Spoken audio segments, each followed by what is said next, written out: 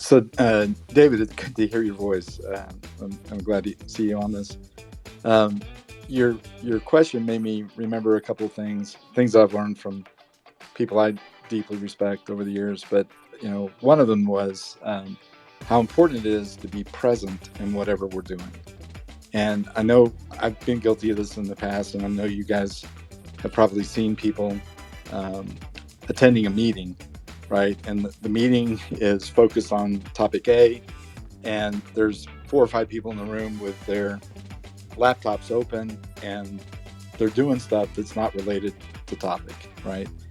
And so this idea of whether you're investing in whatever reason you're getting together in a meeting, or whether you're focused on work and you get interrupted, I think it's important that you embrace the interruption, which is kind of where I thought you were kind of asking. Embrace the interruption, be present for whatever that interruption is. Actually try to do your best to deal with that interruption. And then when you're done with that interaction, context shift back to what you were working on. But I always found it interesting. And I know for me personally, if I am engaged in a conversation and I'm trying to do something else, I might as well not even be in the first meeting, because I'm really worthless. I'm not listening. I'm not paying attention. I'm really not contributing like I could. And so being present was some advice I got from somebody many of you know, Ashley Johnson. And I've taken that to heart over the years. Yeah, I have noticed Ashley. He is also somebody who would, get up from his seat and he'll tell us, "Okay, I'm gonna walk around a little bit, but I am actually listening and talking to you guys." So he has his wireless headphones in, and he would walk and talk along with it, and somehow it makes his thought process easier. Okay.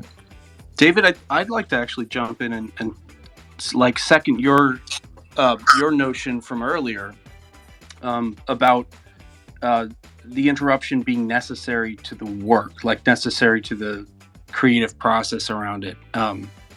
And like this is exactly what I use the Pomodoro technique throughout my day as much as I can for that exact reason. And I find that like the interruption, not only does it have that effect that I think Tim was describing, where it puts the work you were focusing on in the back of your mind, so that the actual creative processing can happen and you can have different thoughts about it, and that happens all the time. But if I've planned the interruption, like every 25 minutes, I do often, when I'm focused, I get genuinely surprised by my Pomodoro timer. And it's an interruption, but it's an interruption that a previous version of me planned. And I find that to be much more constructive than an interruption I haven't planned.